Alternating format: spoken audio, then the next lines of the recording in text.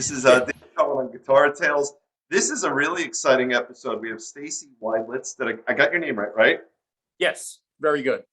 So I told you I could have chatted with you a long time before we started because it was already so much fun. But the first thing I said to you, I've got a lot of notes about you here, and we have in one paragraph over here, which I absolutely love. You've worked with Edgar Winter, Ray Manzarek, and Anne Bancroft. And I Yes. just And well, Ray Manzarek, I didn't work with Ray Manzarek. He came to my apartment to watch me work, wow. which was even better in a way. You know, it's like he wanted to learn about scoring work, and I was working on a show called Erie, Indiana for NBC. See, he came to watch me score the show and would occasionally ask questions. But I'll tell you the full story with him as we get into it, unless you want to hear it now. It's up to you. No, that's our little teaser. So Okay. there's so much that you were famous for and successful with, but there's one that really is way up there, and it's stuck in my head now because I had Alexa play it for me. And so you co-wrote "She's Like the Wind" with your really good friend, the late Patrick Swayze. Right. And Alexa's talking. Stop, Alexa, stop. And she's very intrusive. But what an amazing success. And I read there's 4 full pages here of stuff. Look at you. Look at you when you're young right there. So, Yeah. Well, it happens, yeah. So But let's start a little further back if we can. You're a keyboardist along with being a composer, right? yes, and actually, it's funny, in this Zoom era, I Right. kept experimenting with where I would set up my iPad for the Zoom meetings, Right. and I'd pile up books. And then I was looking at the piano in my living room. I have a Baldwin Grand, and I Right. realized, oh, that's the perfect height. So I'm actually sitting at the piano right now. So you can. So it's just funny that, and also I'm comfortable on a piano bench because of all the years spent on it. It just turned out to be the perfect place for doing Zoom meetings.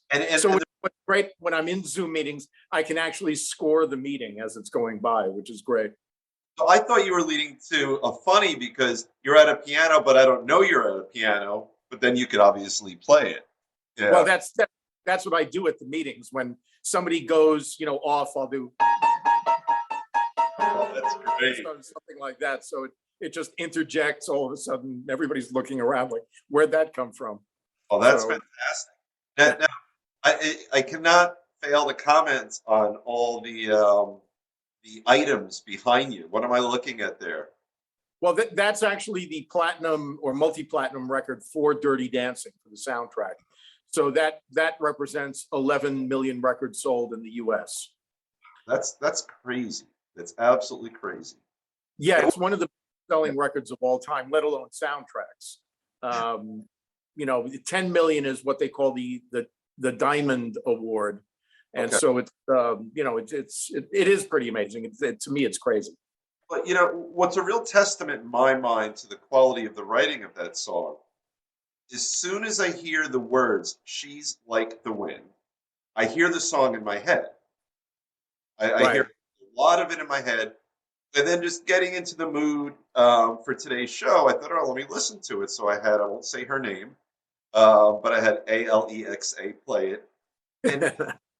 And now so much, the melody, the hook, the sound of the vocals, they've been stuck in my head for a couple hours now. And I suspect I'll wake up tomorrow morning and they'll still be sitting there. Yeah, Yeah. it's interesting. Patrick and I, when we wrote the song, neither of us were really professional songwriters. My main thing that I did in LA, in Los Angeles, was scoring work. Or at that point, I wasn't even that much into the scoring yet. I was writing themes for television shows, theme bumpers and stuff like that. And I think because of our inexperience, we inadvertently did something which ended up being crucial to the success of the song, which was beginning the song with the title. Oh, So okay. that way it's automatically, like if you're hearing it on the radio, you hear that intro, which is very distinctive, Yeah. and then comes in singing She's Like the Wind, and you know, oh, I know that song. And over the years, people have said, did you know what you were doing? Did you know how brilliant that was? And I said, no, we That's had no idea, but it ended up being just a very smart thing. What was it mainly written on the piano or something else? Piano and guitar, because Patrick, whom I knew, by the way, as Buddy, his nickname for friends and family was Buddy. So, matter of fact, when he introduced himself to me, when I met him in his acting class, he introduced himself as Buddy. So he called me one day and said, I have this idea for a song. I can't get anywhere with it. And he lived around the block from me. And this is in LA. This is in Los Angeles. Yeah. So he said, do you want to work on it? He knew I was writing music for TV. So I said, yeah, sure. Come on over. So he came over with his guitar, and he had been in bands in high school, and he was on Broadway in the show Grease. So he could really sing. Right. And he played two chords over and over, C to E minor, and these verses that were all in the same musical form. But the song began, what he had began, She's Like the Wind Through My Tree, She Rides the Night Next to Me, which I thought was very intriguing. Right. And then I rewrote the third and fourth line, that she leads me through moonlight only to burn me with the sun. And he when I threw that line out, he said, what does that mean? And I said, I don't care, just write it down. And that's how, the writer's process. Right. So, yeah, so it was a combination of him on guitar and me at the piano. I didn't realize, I researched you. I didn't research enough with Patrick, I guess. So he was a good enough guitar player to be doing that.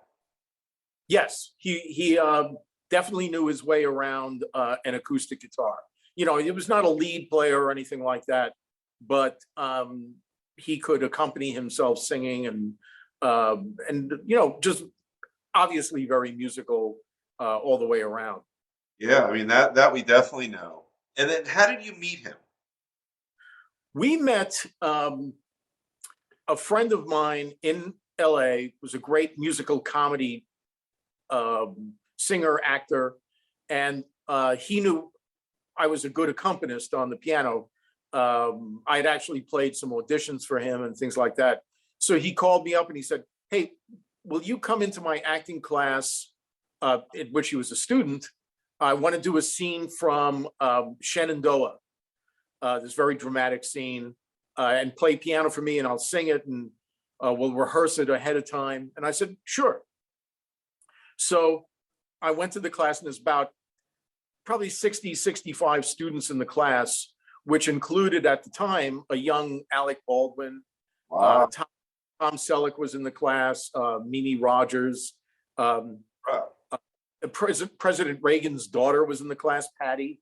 Yeah. So it was an interesting group, and it was taught by a famous teacher in LA named Milton Katselas. Okay. And so the scene went incredibly well. My friend Gary was great. And it turned into a whole discussion about musical theater. And the teacher drew me into the discussion because I had experience in theater and all this. And the class took a break. And as I was, taking my music and getting ready to leave, this guy came up to me with this kind of husky Texas drawl. And he said, Right. Hi, I'm Buddy. I really like your playing. I like what you were saying about theater. And I was looking at him and I said, you look really familiar to me. And so he said, well, did you see The Outsiders? And I said, no. And he said, did you see the show Renegades? And I said, no. And he was getting annoyed by this point. And I said, it's not that kind of familiar. It's more like I've seen you around familiar. And so then this blonde woman came over and he said, this is my wife, Lisa. And then it hit me and I said, okay, I know now. The two of you are always working on a black 240Z on La Jolla Avenue on the weekends. And they said, yeah, how do you know that? And I said, I live right around the block from you. I said, I live 2 houses away from you. And Wow. so, and I was living with my girlfriend, Wendy, who sings on the song, Wendy Fraser.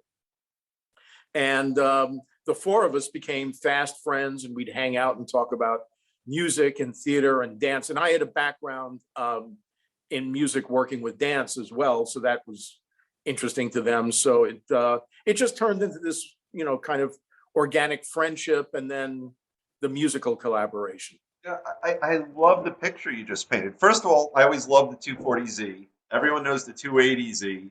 That was a great Right. car. Little Oh, beautiful car. Absolutely. It's a classic design.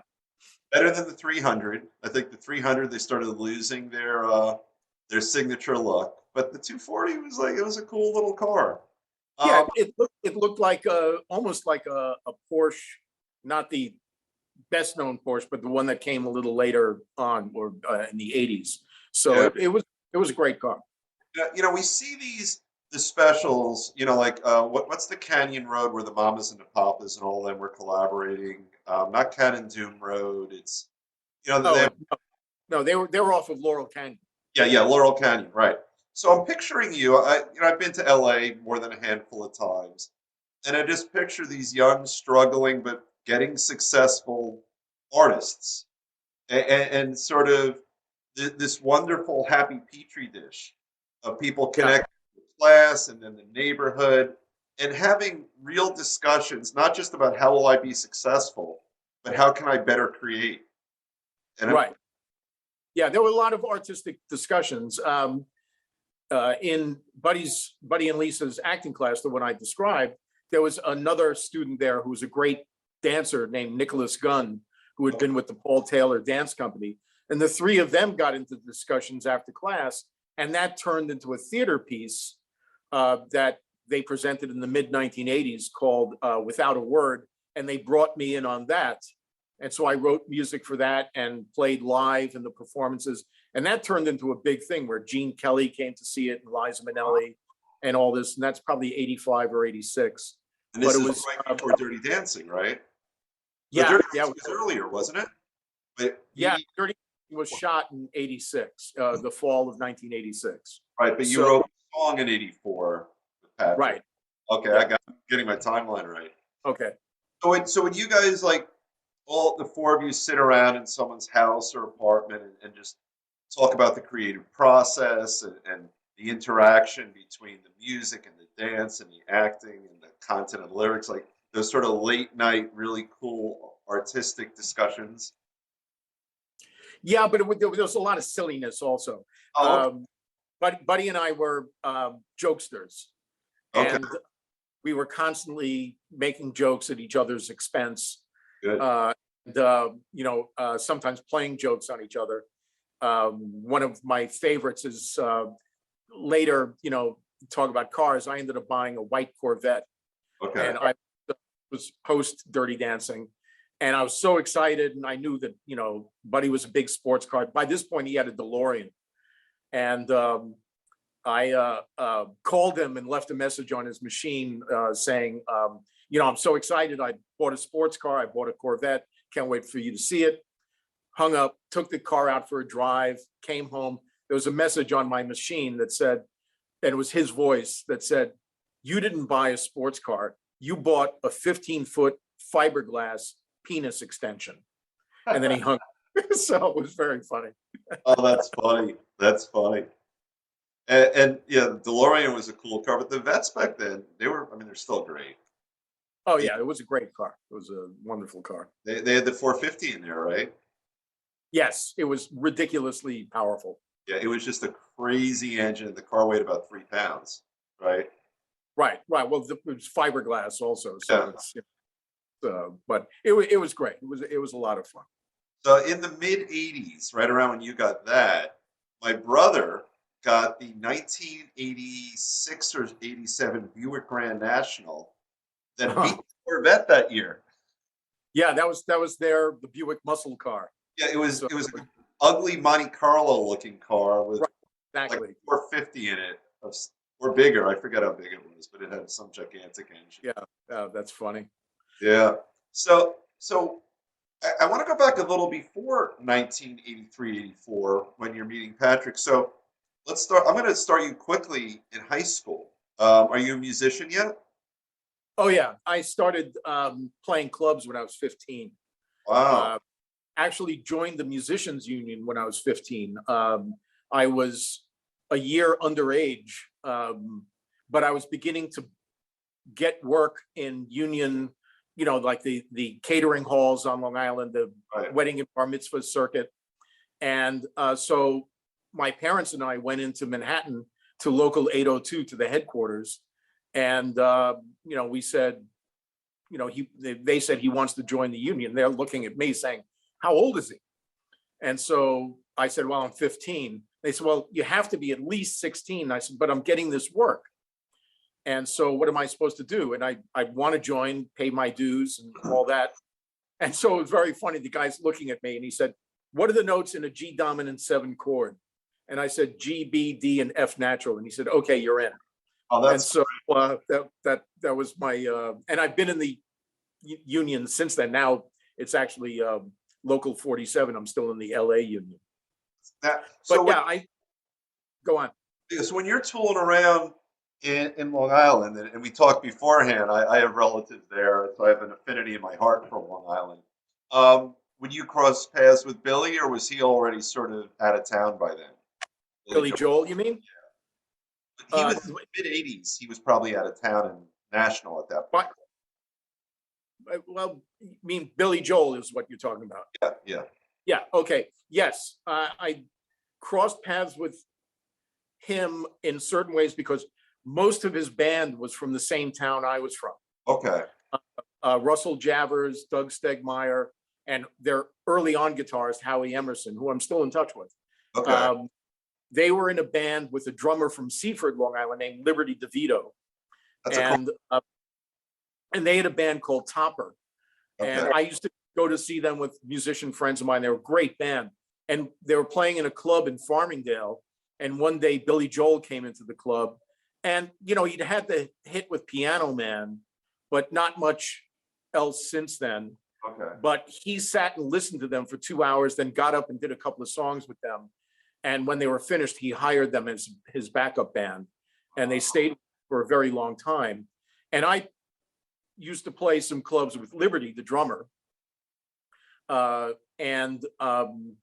So I remember going to hear Billy Joel at Hofstra University. This was in support of the album that had Say Goodbye to Hollywood and New York State of Mind. Turnstiles was the record. All right. Yeah. Yeah. And so I met him backstage and all this. And he had been playing a club in my town also when he was in a band called the Hassles. Okay. And so there was this, I was, like a good deal younger than he was. So, but there was this, I was still kind of inching into that world when I was about 11 or 12 years old of musicians on Long Island. And my town turned out some great musicians besides the guys from Billy Joel's band. I'm still great friends with a drummer named Rod Morgenstein, who was the drummer from the Dixie Dregs and then Winger. And he's one of the monster drummers of all time. I think Rolling Stone rated him as the 17th or 18th greatest drummer in the world, something like that. Didn't the Dregs sort of merge with Kansas a little bit? No, what happened was when the Dregs initially broke up, Steve Morse, that's right, one of the founders and guitarists from the Dregs, joined Kansas. That's what. Okay, yeah, but all phenomenal, like just off the charts, good musicians. I remember. Oh, they're unbelievable. So you're in high school, even God, you're in middle school doing this stuff, and yeah, that's crazy. And then high school, I would imagine you're really taking off by the end of high school, right? Well, yeah, because I, again, still playing the clubs. I was also in my senior year of high school, the accompanist for the choir, and I learned a great deal doing that. And I was studying from 2 different teachers at once, one for pop music, the other for classical music. And although I was a terrible practicer, my classical teacher knew that concert pianist was not my destiny. Right. But and I was really into blues improvisation, and the band that I was in was not a rock band. It was a lounge band. It was sax, piano, bass, and drums. Oh, So we wow. played, Girl from Ipanema and Satin Doll and standards.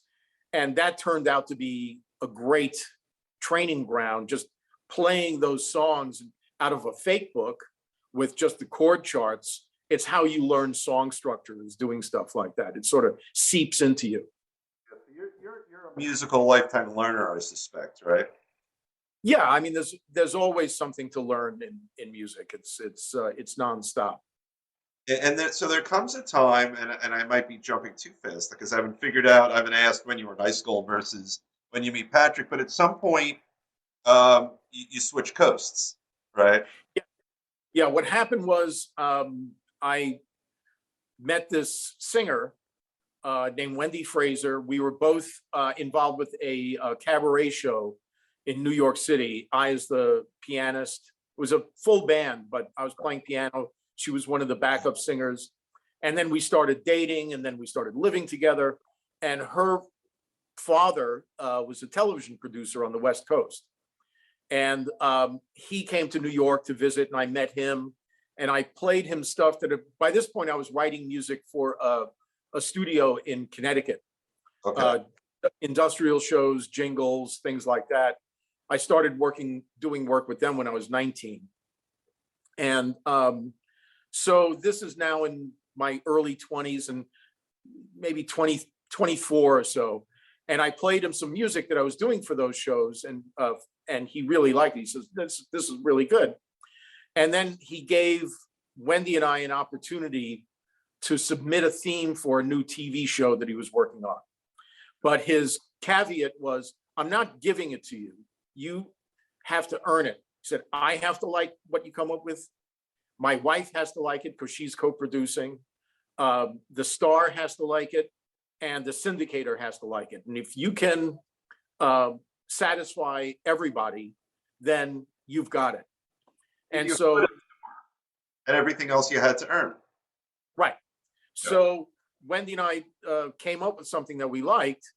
She turned out to be just a naturally talented writer, besides being a great singer. And then also later found out she was great ears in the studio.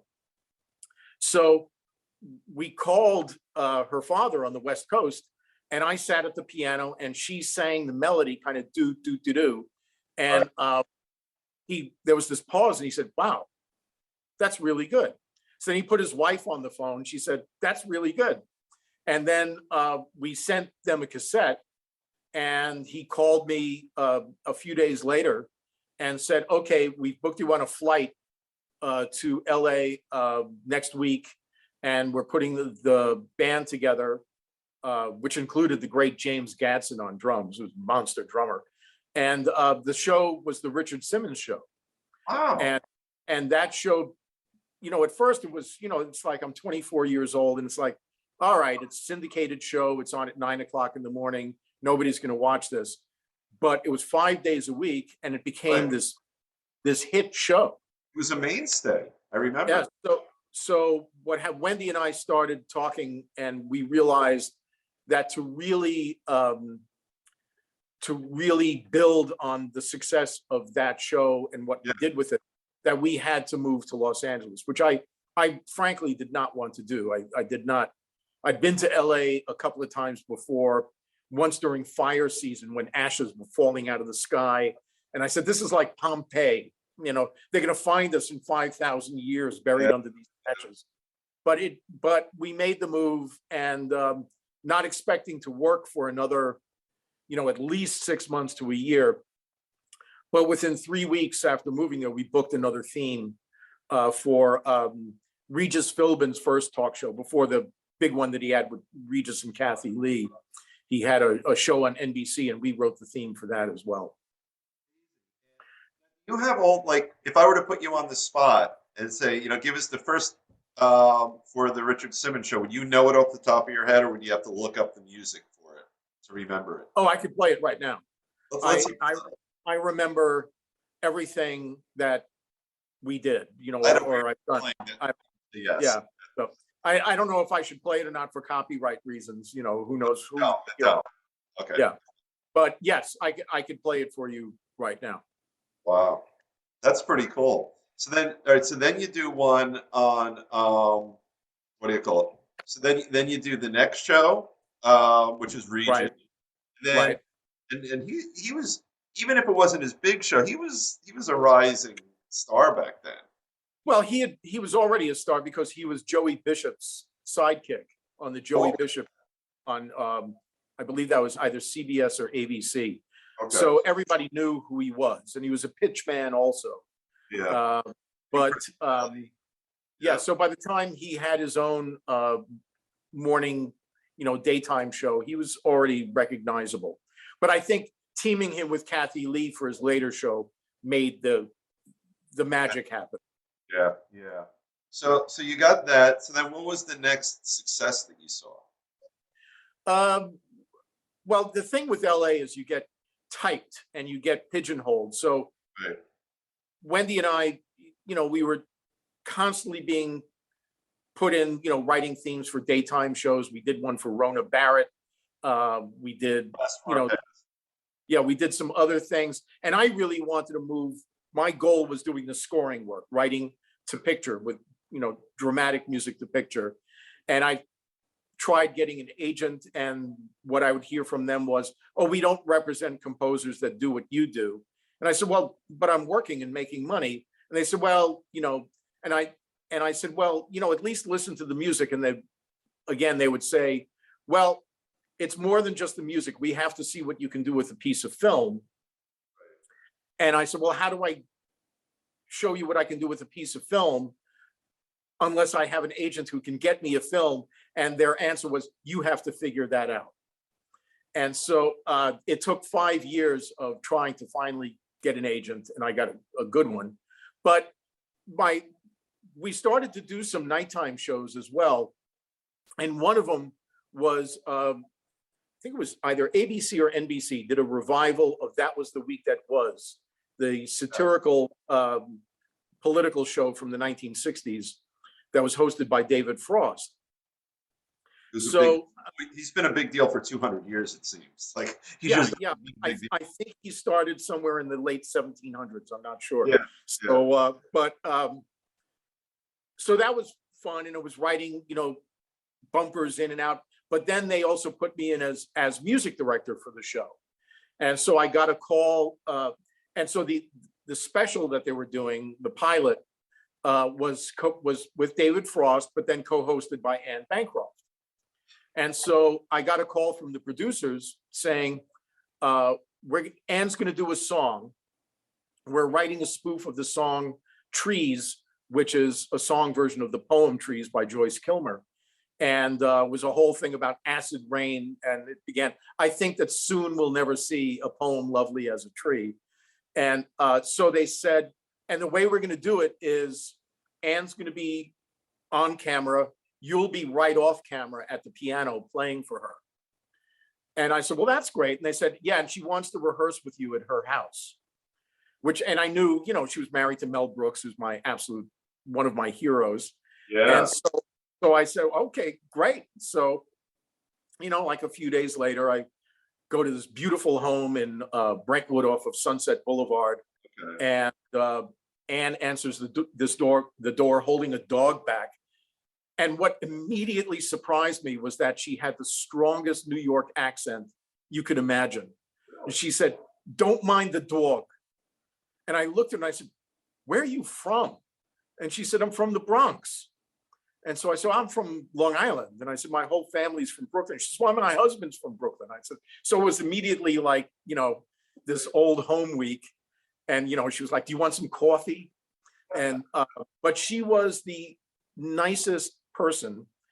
And then I came up with an idea that I pitched to the producers, which I said, so it's just going to be her on stage and the piano. And so they said, yeah. And I said, well, what if you had some trees on stage, but it's a barbershop quartet disguised as trees. And at some point they lean in and start singing with her, like, oh, like this. And they're looking at me and say, That's great. So they hired a barbershop quartet and put them in tree outfits. And so you see these things standing there, and all of a sudden they start singing with her. And it was a great segment. It was really fun. And then I used to run into her in the grocery store, and we'd talk. And then I met her husband a few years later. So that was great. That is great. Yeah. And that was right when he was just as big could be. I mean, he's still huge, but he had that Yeah. trilogy of Young Frankenstein, Blazing Saddles, and Spaceballs. Spaceballs, silent movie, Silent movie. high Yeah. anxiety.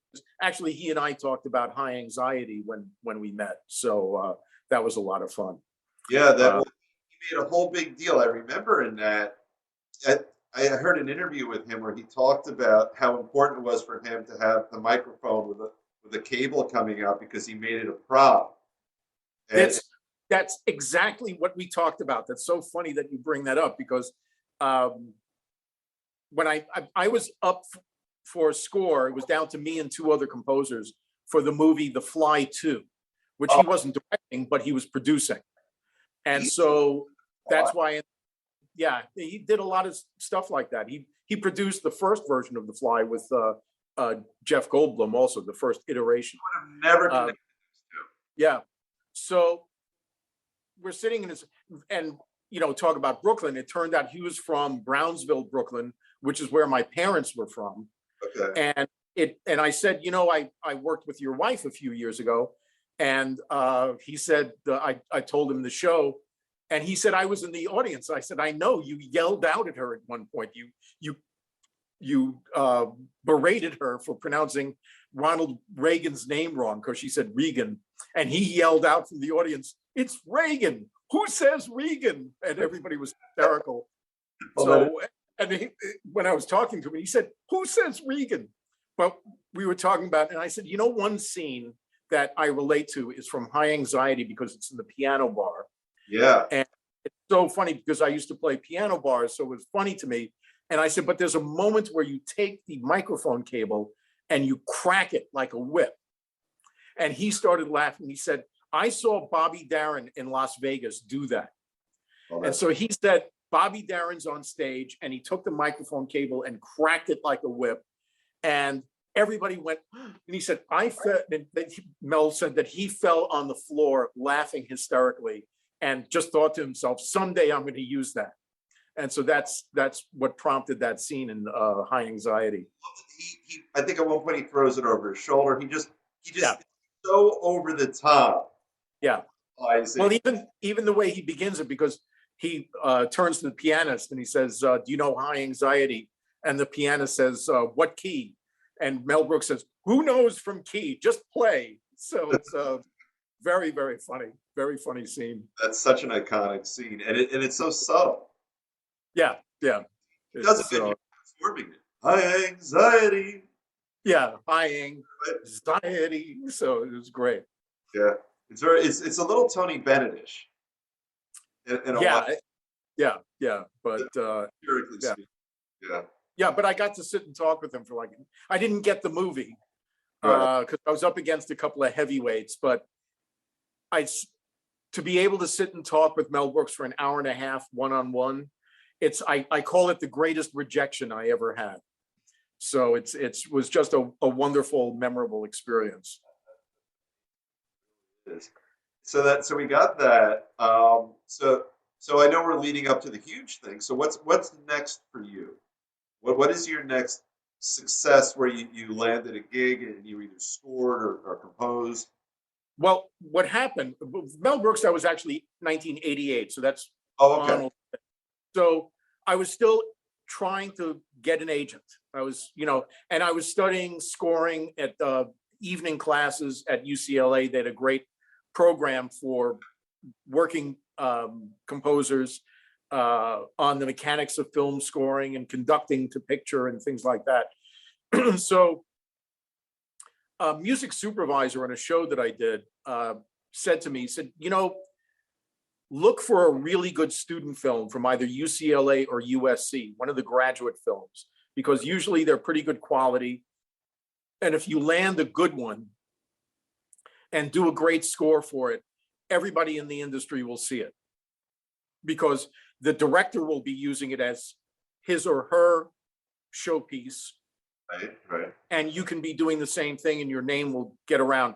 And he said, start looking in the paper Dramalog, because that's where they'll advertise certain time of the year. So I started checking out Dramalog, and I saw an ad that said score needed for classic 1950s suspense horror short, UCLA graduate film. Please send tape and resume to UCLA, and it said care of Chicken Thing, and all this. So suspense, that's exactly the genre that I wanted to do. I mean, it's like I knew every 1950s horror film. I knew all the Bernard Herrmann stuff and all those great chord patterns that they would use, where it's like, it's like instant horror film. So I got a call from this director of the short. His name was Todd Holland. And he said, I really like the music you sent me. I'd like to screen the film for you at UCLA, the work print, the black and white work print. And so we met at UCLA, and he sat about 4 rows behind me, which is an intimidation trick. And he showed me the film, and it didn't have any temp music. It didn't have the sound effects yet, but it had all these visual effects that he had built. He spent 3 years on this movie. And it was unbelievable. There may be 2 lines of dialogue in the whole 12-minute film, and which meant that he was telling the story visually, which is very hard to do. And I was stunned. And when it was over, I turned to him and I said, I have to do this movie. And he said to me, he said, what do you mean? Why? And I said, first, it's great. Second, I know exactly how to handle this movie. This is right up my alley. And so then we started talking, and he said, well, I'm interviewing other composers. How would you actually mechanically do the score? Because the other composers are talking about putting together student musicians for a small orchestra. And I looked at him and I said, that'll sound like crap. I said, I have this machine at home, which was the state-of-the-art sampler called the Emulator 2. And I said, everything that you heard on the tape that I sent you is from the Emulator 2 and a few other synthesizers I use. Why don't you come to my apartment sometime within the next couple of days, and I will demonstrate what this machine is capable of, because it can do strings, it can do pipe organ, harp, piano, all these different things. And I said, we can layer it on a 24-track tape recorder and build the score. Right. So he came over a couple of days later, and I showed him how the machine works.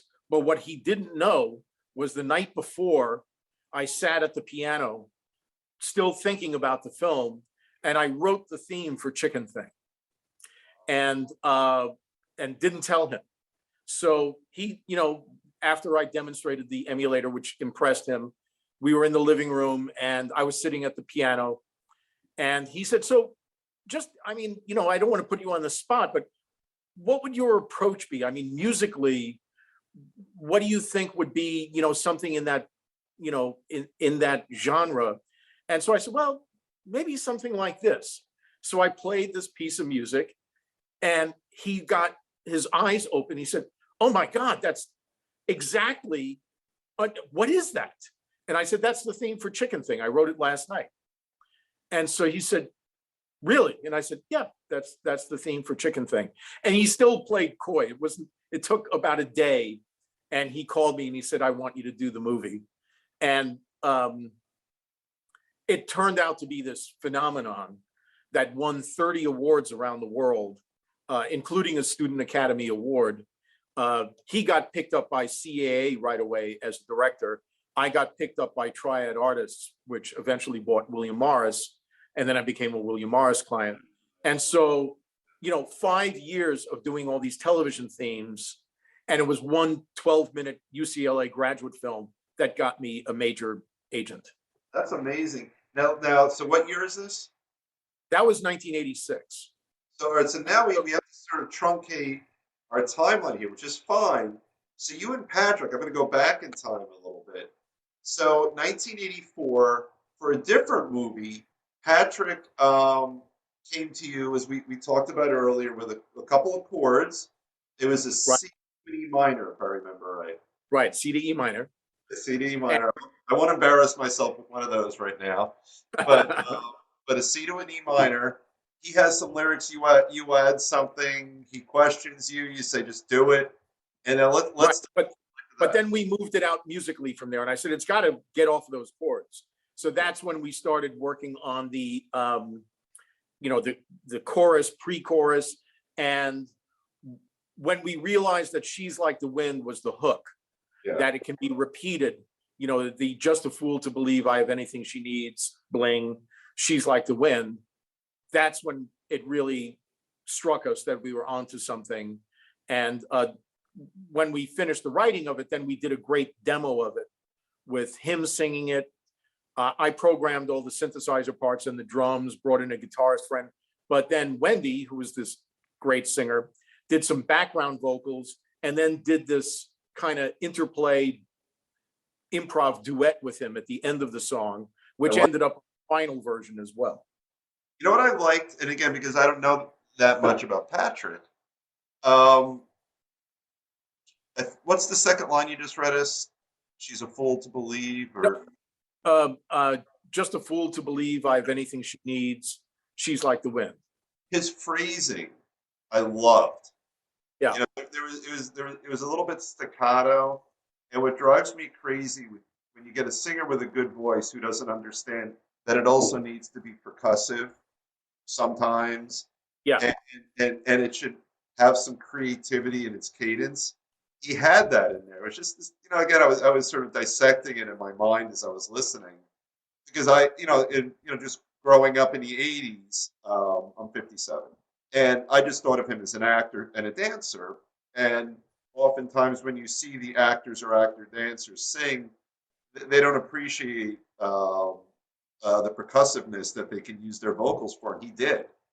Right. I just like the way they could sort of they'll speed up a word, then they'll slow down a word. And he did a nice job with that. I don't know if that was Yeah. first. Yeah. He played Danny Zuko on Broadway in Greece, which has a lot of that type of thing where you have to phrase it right, Yeah. and you're dancing and you're singing at the same time. So it's but he was good. He did it, and I was there through the final vocal session at Michael Lloyd's studio. Michael Lloyd produced the version for the record, and this is before the days of auto tune or anything like that, and it was not like this 2-day slog to get a proper vocal put together. It was, just like a normal vocal session. Wow. So Yeah.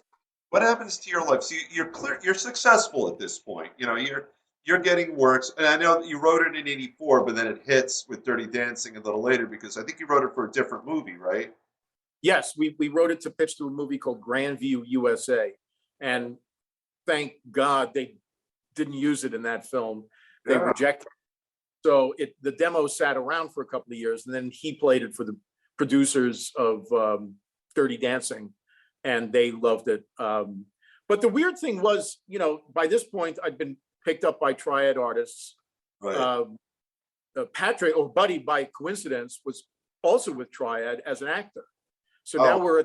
we're at the same agency, and he called me from North Carolina where they were shooting part of Dirty Dancing, and he said, "Hey, I played the demo. They want to use it in the film," but it wasn't that exciting to me because the word on the street about the movie was it's a little low budget movie Right. that most people said, it's awful. It's going to be, and so the word was it's going to be in the theaters for 1 week and then go straight to home video, Right. and that would be the end of it. You could almost So see that because it became huge, but it feels like a small movie, even as wonderful as it is. Yeah, I mean, the production values were beautiful and the soundtrack was great, but they did it on a relatively low budget for the time. Right. And it's so to me in 1986, when we're recording the the final version for the soundtrack, it was like, okay, I'm making a couple of $1,000s from the license for it. That was the other thing that was great because Buddy and I were with the same agency. I said to him, I said, let's have my music agent make the deal for us, because if we come at them as a block, we'll have more leverage. So he agreed to that. And we got 100% ownership of all the publishing and everything. So which turned out to be an incredible boon later on. Because I still own my half of the publishing now with Lisa, his widow. And but I remember it was funny at the recording session at Michael's studio at his house in Beverly Hills, Michael Lloyd. He'd assembled this great group of studio musicians. It was like Paul Lime on drums, Lawrence Juber on guitar, who was from Paul McCartney and Wings, Dennis Belfield on bass. I mean, just great players. So Michael, whom I met already at this point, walked up to me and he said, "Do you know what we're doing today?" And I said, "Yeah, we're recording She's Like the Wind." And he said, "No, we are recording a major hit song, mark my words." And I looked at him, having been in the business already a long time by this point, I looked at him and I said, "Will you call my mother in New York and tell her this? Because I don't think she's convinced I can make a living at this." Oh, that's so funny. so we're laughing. But a year later, when the movie came out and everything just went nuts, I remember I said to him, "How did you know that?" He says, "I just knew that this soundtrack was going to be a smash." So it was pretty wild. So it was weird because Chicken Thing became this phenomenon. I get picked up by the agency. Then we record the final version of She's Like the Wind. But then it was another almost a year until the movie came out. So the movie came out in August of '87. And it was completely off my radar by that point. Because, it's what people were saying about it. And as a matter of fact, they released the soundtrack a few weeks before the film came out, and the soundtrack absolutely tanked. Time of My Life was the first single, and it just dropped. But then when the movie came out, they re-released the soundtrack and Time of My Life, and both very quickly went to number one. Wow, that's crazy. So it was what crazy. happens to your life? What happens to your brain when all this happens? What happens to your heart? Like your whole being? What happens to you when you go from being successful to being stratospherically successful? Yeah, and in an area that I didn't predict. I mean, in the songwriting arena,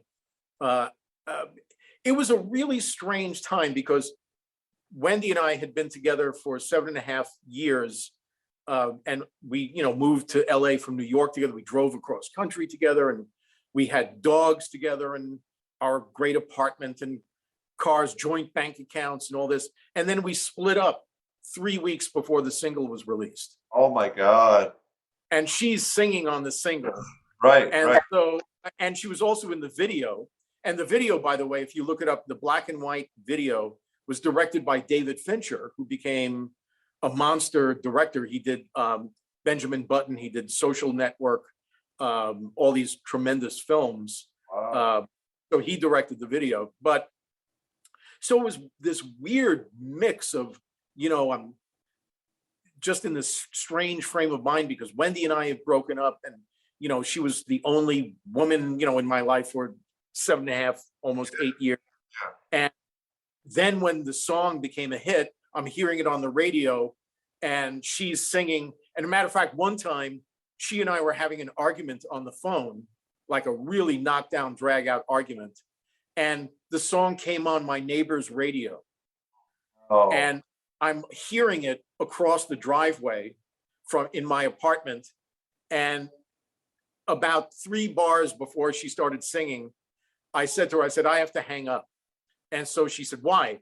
And I said, "Because my life has become a B movie and I've provided my own underscore for it." And So, which was true. I mean, my business was providing dramatic music. Yeah. So here I am. I provided my own dramatic music for this argument. So it was very, but it still was this tremendous. I still remember the first time I heard it on my car radio. It was about 11 o'clock at night at the crest of Laurel Canyon, Okay. into the valley, and it came on a station from Anaheim that I could pick up. And I pulled over to the side of the road and sat there, and I'd heard my music in movie theaters and on TV and all that. But there's something so iconically American about the randomness of hearing it on a radio when it just pops up out of nowhere. And I was stunned. And then of course it grounded because it started selling millions of records, like right off the bat. When I finally received my first platinum record for it, it was triple platinum. And that was just after, a number of months. Crazy. So it was insane. It was insane. And then of course for Buddy, he now is the biggest star in the world. And, that was very funny for him. And we did a thing where he called me up one night on New Year's Eve, or the day of New Year's Eve. And he said, of 1987, and he said, I want to see how famous I've become. I want to see if I can get the three of us into Spago and for dinner tonight, which was the hottest restaurant. And I said, wait, let me call first. So I called and they, blew me off just saying, because I didn't mention his name. And I said, so there's no way that three people could get into for dinner tonight. He says, you're not listening to me, sir. If you'd like to make a reservation for another evening, I'd be happy to take care of that. Click. So then I called Buddy and I said, okay, you're on. 2 minutes later, he called me, he said, we're in 7 o'clock. Oh, that is great. Yeah. That is, yeah. I ate there once, I think in the 90s, and Wolfgang's wife used to be the hostess there, right? Wasn't she? Yeah, I think so. It was crazy. But I remember the three of us walking into the restaurant and all the heads turning in his direction. I think it's something. While he was alive, everyone realized how talented he is and was. But I think even after he passed, I just see so much on social media of folks really looking back and saying, as great as he is and was, even bigger and better than we had realized. And I learned tonight how three-dimensional he was as an artist. I didn't know he was a musician. Well, he was also the most naturally gifted athlete I'd ever seen. I mean, he did martial arts. He did a lot of his own stunts in Roadhouse, horseback riding, roping. After the success of Dirty Dancing, we both bought houses up in Lake Arrowhead in the mountains, and we would take our boats out. This is, ridiculous. But I remember pulling him. He would water ski off the back of my boat, and of course, he'd throw down one ski and he'd start skiing on one ski and jump the lake and all this stuff. And I was like, oh, give me a break. It's like, but it was really remarkable. The raw talent that he had. Yeah, he's kind of a force of nature, I guess. And not on this earth for particularly long, and he left a huge imprint. Yes. Yeah. And I don't think he truly appreciated what an impact he had until, unfortunately, he was sick. He did a show, a special for Stand Up to Cancer. And when he came out on stage, there was a 2-minute standing ovation. And I could see watching it that he was stunned, that he didn't expect it. So it was, he was huge, and he still is. I mean, there's a rap word where he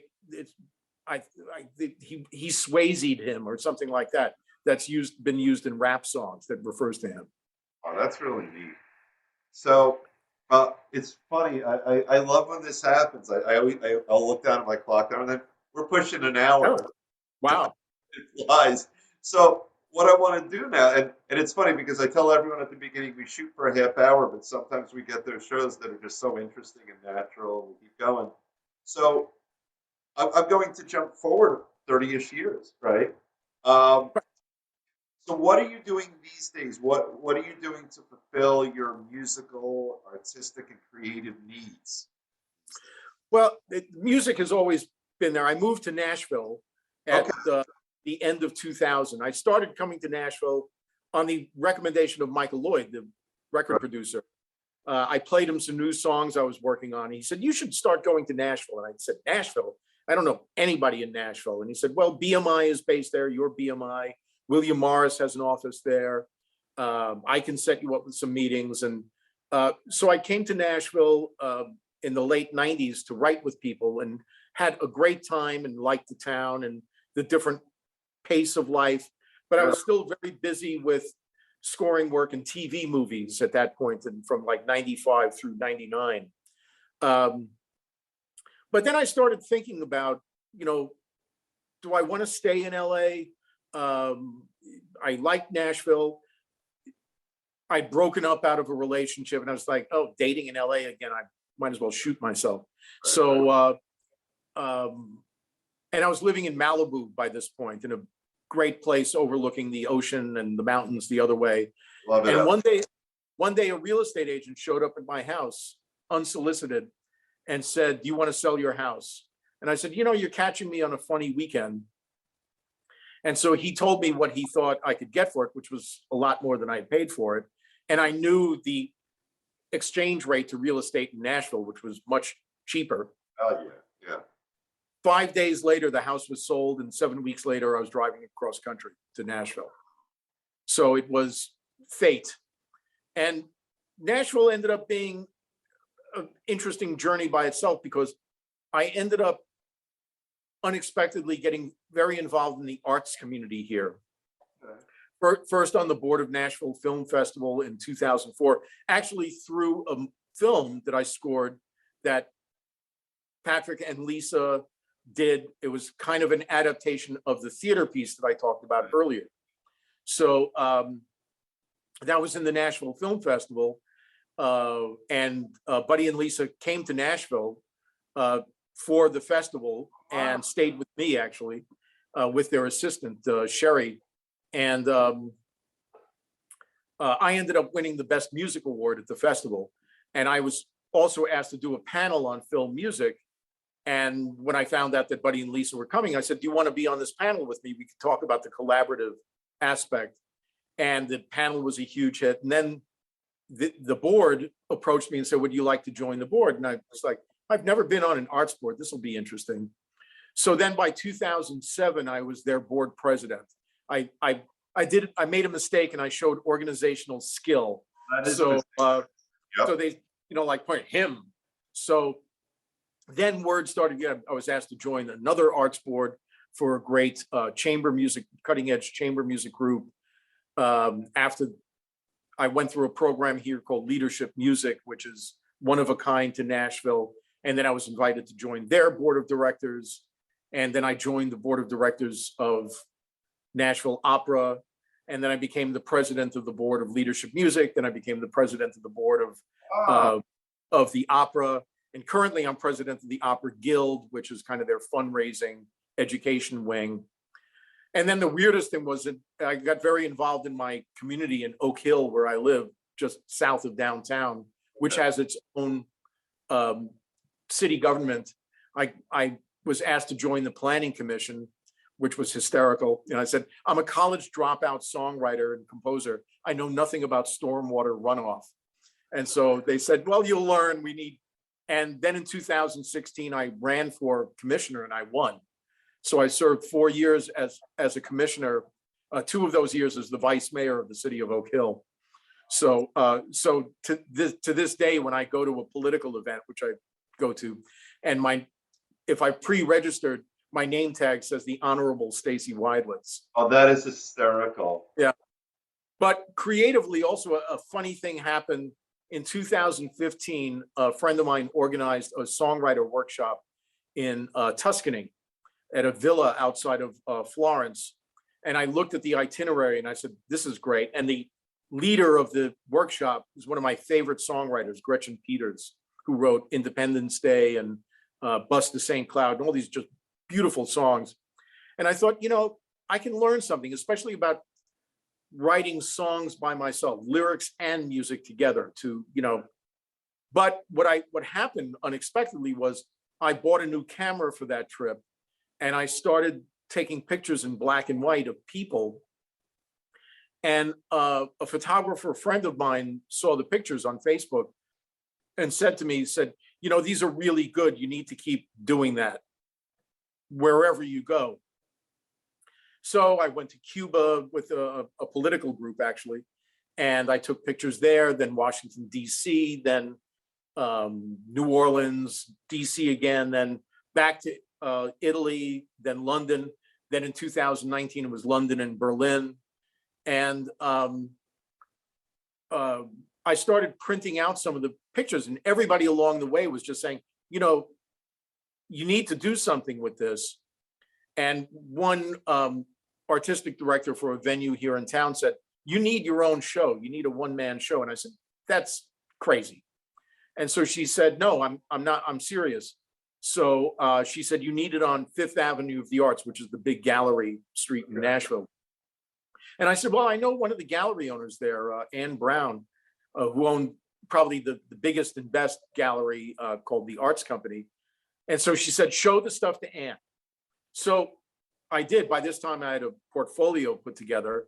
And Ann just looked at me, said, this is incredible. I'm going to do a show. And so we did a one-man show of my work in 2019 that we called Second Act.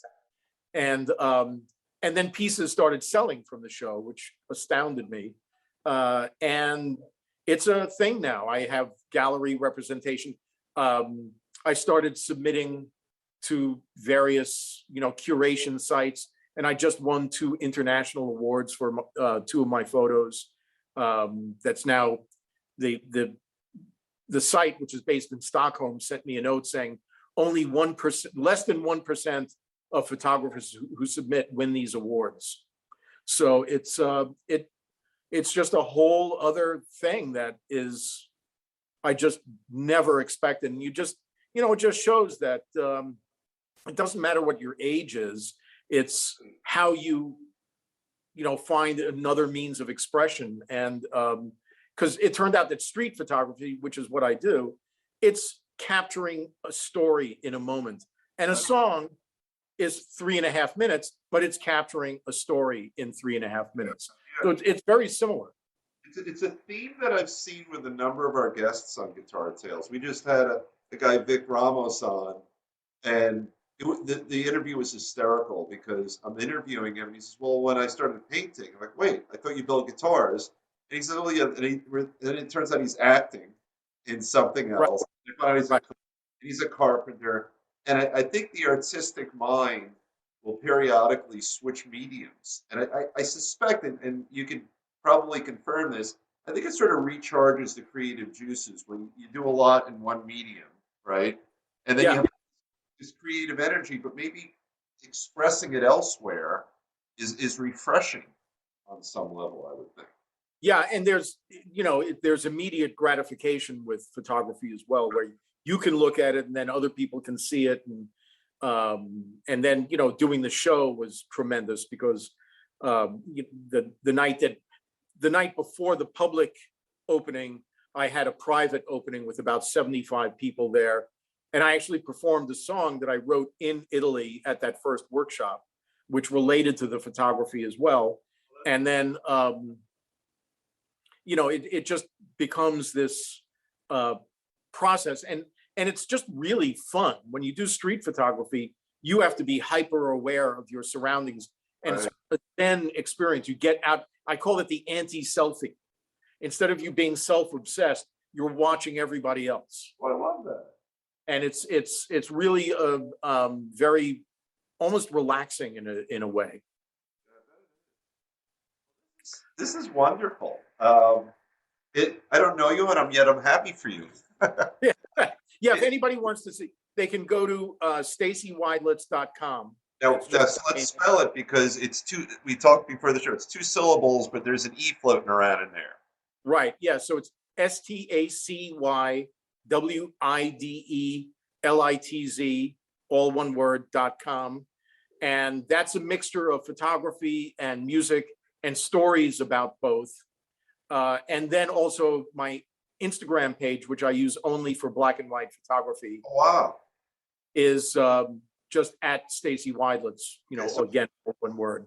and what we'll do too is as we start promoting the show, I know I'll post both of those when I post it. Well, Okay, great. I'm so excited to post this show. This has been so much fun.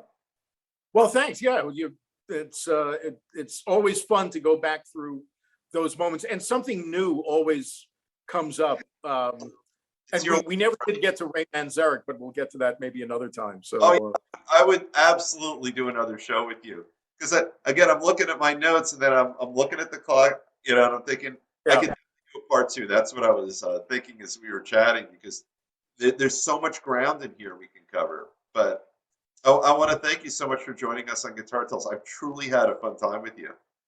sure. And even though I play piano, I do own a couple of guitars. So I always say one of my dear friends is one of the great guitarists in the world, Jeff Skunk Baxter, and Jeff has this thing where if I'll mention a guitarist, you say, "Oh, he's a guitar owner." So, Oh, that's so fun. I'm not a guitarist; I'm a guitar owner. Well, we So, did something similar. We had Alex Scooby on the show, who's an actor out in LA. But we got him because he used to play guitar in a band in Jersey, so that was enough. That gave him enough street cred. We had a right? producer on who owns a guitar, so Yeah, I just saw Jeff about 3 months ago. He was playing a party concert at the Ryman Auditorium for Steve Cropper's 80th birthday, and so that was yeah. uh, He's so and actually also when I ran for office in Oak Hill, Steve Cropper lives about 5 minutes away from me in Oak Hill, and one of the first checks my treasurer got, my treasurer called me and said, "Who's Stephen J. Cropper?" oh, that's great. And so I said, "Well, that's Steve Cropper." Why? And he says, "He just contributed $1,000 to your campaign." So I was like, "Oh, that's great. That's That is just wonderful." So yeah, super cool. Well, yeah, thank you again. I had a lot of fun, and everyone join us for every episode you can find of Guitar Tales. You can find this on, and I'll screw up the list, YouTube, Facebook Watch, Instagram for posting. Let's see, we got Amazon, we have Audible, we have Spotify, and I forget what else. But you can find us in all sorts of great places. Everyone, have a great night and stay safe.